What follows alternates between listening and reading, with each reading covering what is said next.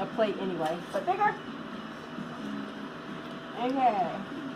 For big pieces, the wheel is not as fast for centering as with the smaller pieces of clay. What I'm doing is I'm using my right arm, elbows up, pushing down with the shoulder, pressing it out towards the heel of the left hand, which is down on this, what do you call this hand? Yes, the plastic pan thing. Splash pan. Splash pan. So as long as your arm is nice and steady, stable, it'll come into true.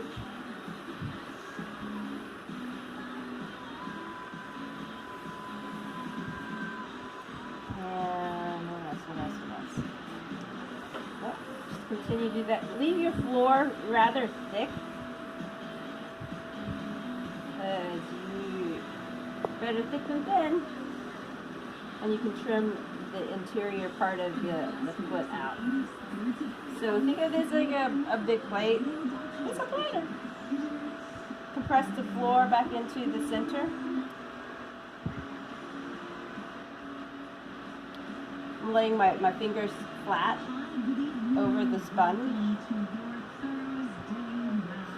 Just compress the floor. And if you don't like the marks, the throwing marks, you could use your rib, smooth that out. But I don't mind it so much. So, this is just to smooth it out. So I believe, can I borrow your needle tool real quick? I think the thickness of the floor is about 3/4 of an inch.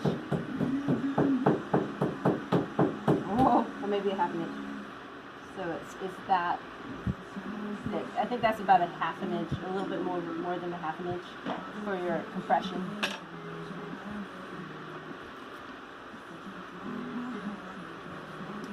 And seal up that little hole there. Made. Alright, the claw pull. Okay. So this ring right here, I kept it thick so that I can pull it out, but not tall. So, because you're going to have to lay it down a little bit. That's about 1 inch thick, 1.5 inches. For a plate, probably not this thick. For your dinnerware plate, a little bit less thick. Doing a claw pull. The thumb and finger, arm steady. Sponge in your right hand on the rim of the clay and against your steady hand.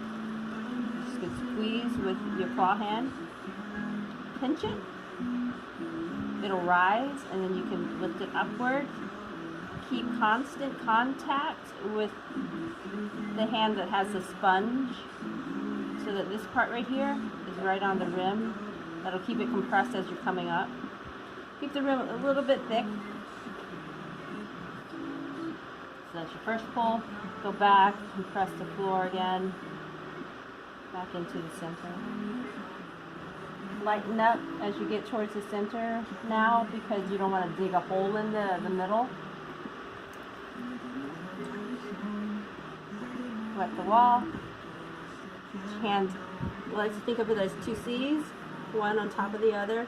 I like this thumb as a brace for the outside fingers so that you're connected.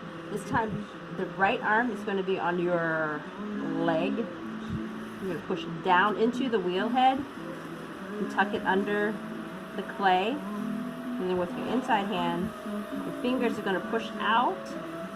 It'll form this little wedge right here. That's what you're going to be lifting up. Therefore, your inside fingers are going to be maintaining that wedge. So you're lifting up the wedge and your inside finger. Both hands coming up together. Once you get to the top,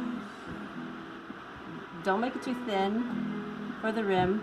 So at the top you have this pinching motion on the outside and on top.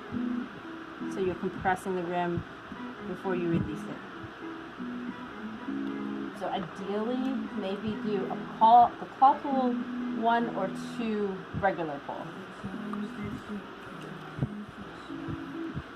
Because I use a lot of water when I throw, my pulls are a little more efficient, so they don't have to weaken the clay with the water. Because I use a lot of water. I like the clay that's just slip through my fingers. So there's 1 pull, 1 claw pull, 1 regular pull. I think I'm done with the pull, but I'll do 1 more. So press down into the wheel head, into the bat, push into your clay, sweep out with the inside finger, form the ridge, lift the ridge and your inside finger with your outside finger. Follow through, up and outward a little bit, since this is a platter. And press the rim when you get there, and then release. That's beautiful. So before you lay the platter down, trim the base on the outside.